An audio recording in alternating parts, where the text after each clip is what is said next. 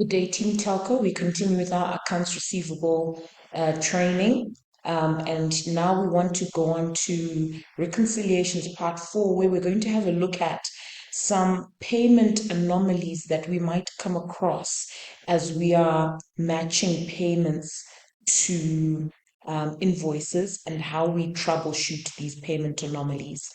Let's get started and let's have a look. Okay, so I'm going to use a different account than what we were using for our initial training because that particular account did not have any anomalies as such. It just had a credit balance at the end, which showed that the customer has overpaid and is in a credit situation. So what I'm going to do now is click into another account which has a payment anomaly, which we will notice when we go to the invoices. We're going to see something we haven't seen before. And this is a situation where the invoice is said to be in payment instead of paid or partially paid. Partially paid, as we know, is a situation where only part of the payment has been applied to the invoice and only a part of it can be covered. Paid is when the invoice has been fully cleared. You've applied payments to the invoice and the invoice is fully cleared.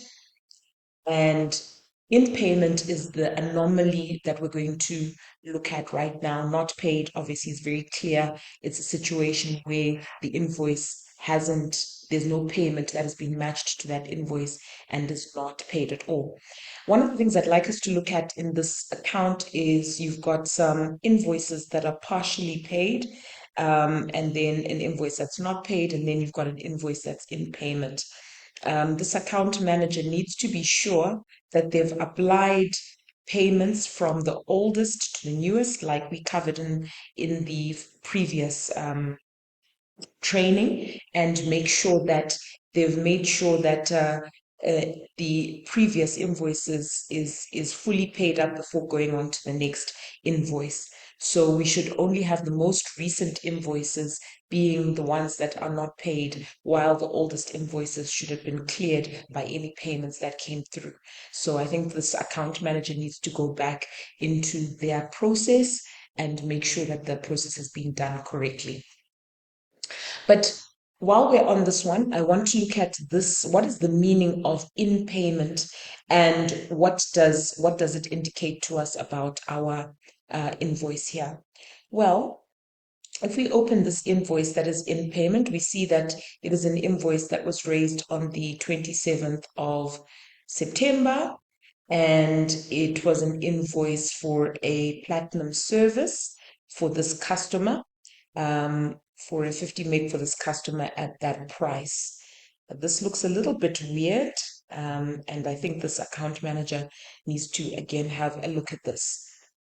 However, nonetheless, we are looking at the issue of why is this invoice marked as in payment, especially when it looks like a full payment of $164.45 that relates to this particular invoice was fully applied to this account.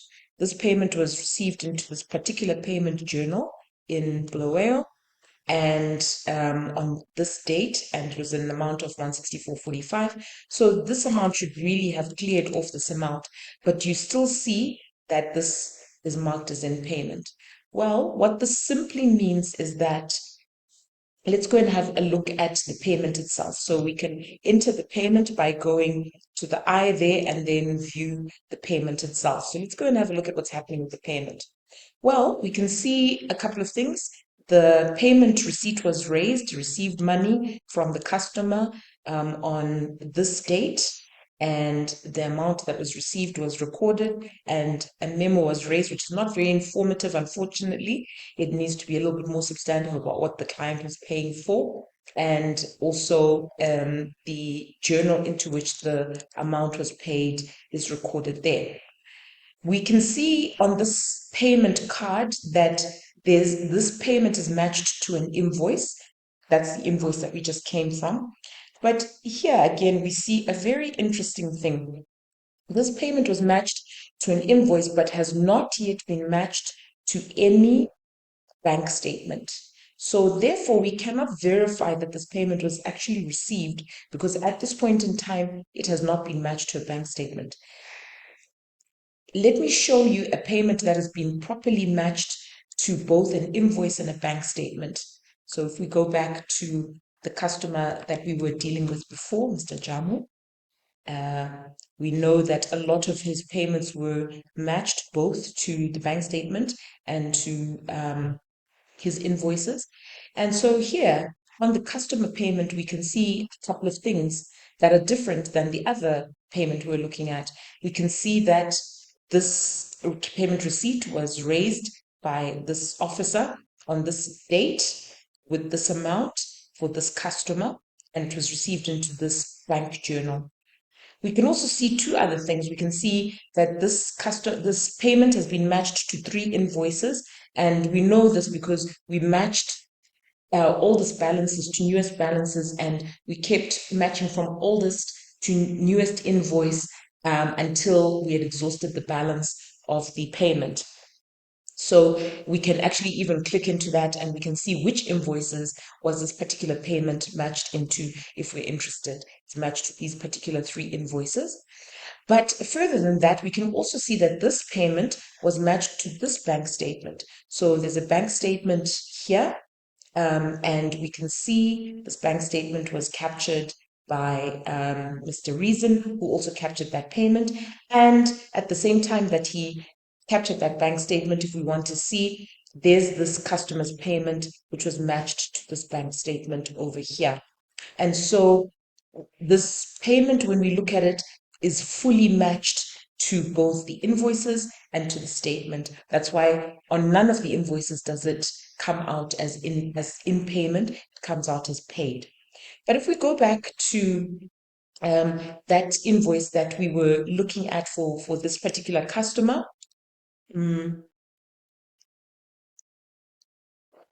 and we see invoices that are in payment. We see that there's quite a lot of them, and it was the one for Sterling Hotels over here, which is marked as in payment on the 27th09.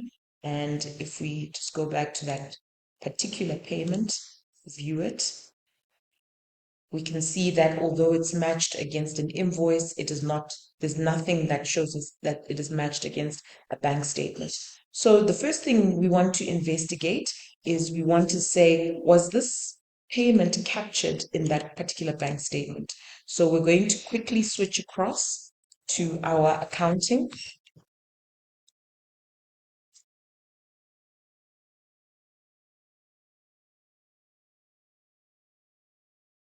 Let us switch across to accounting, and we're going to look for that particular cash book, which is the Bulawayo USD cash book. I think it must be this one over here.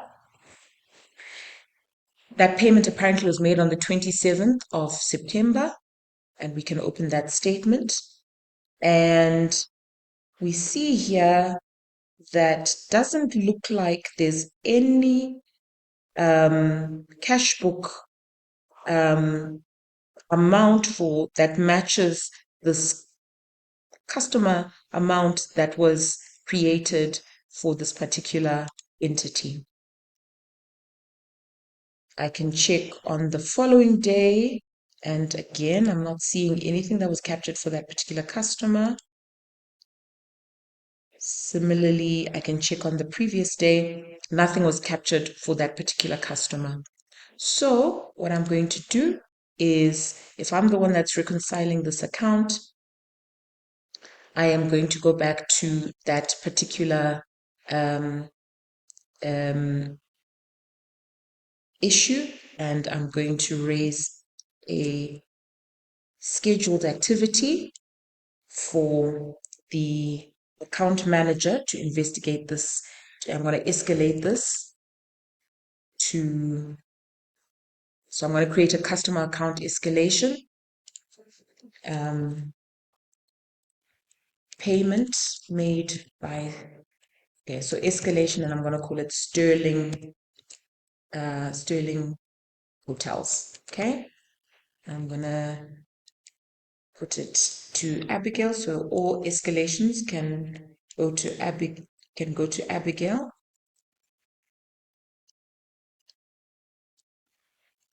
All right, and obviously the supervisor is Dumasani, so you're going to put that there, and we're going to investigate this escalation. Okay. And it's got to do with a customer reconciliation. All right.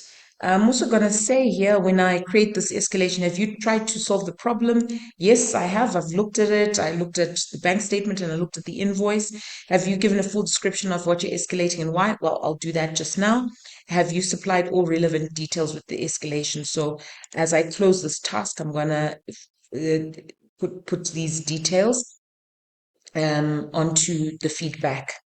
The Sterling Hotels invoice of USD 165 that was raised on the 27th of September does not seem to appear on the bank statement of the same date. Please assist me to investigate. Okay, so I'm gonna do that, and I'm going to,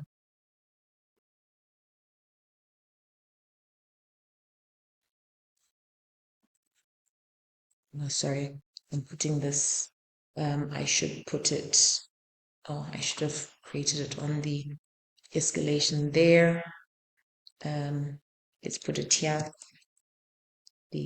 Those are the details. So let's put the details here. Details of the escalation, and it's going to go to Abigail, who's going to then look at it today. Okay.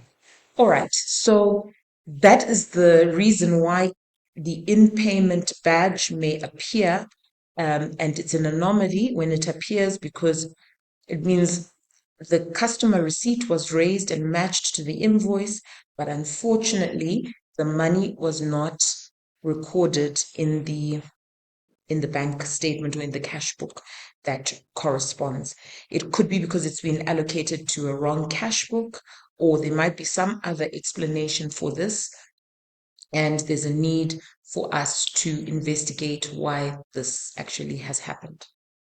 So as we reconcile, we're going to come up with these kinds of things that will happen, and we need to investigate, escalate them for investigation as soon as possible in the way that I've shown you. If you've got any questions about this situation, as you can see, there's a lot of payments that are currently sitting as in payment. If you've got any questions around these payments, how they arise, and how to troubleshoot them, please consult with your department head who will help you with this matter.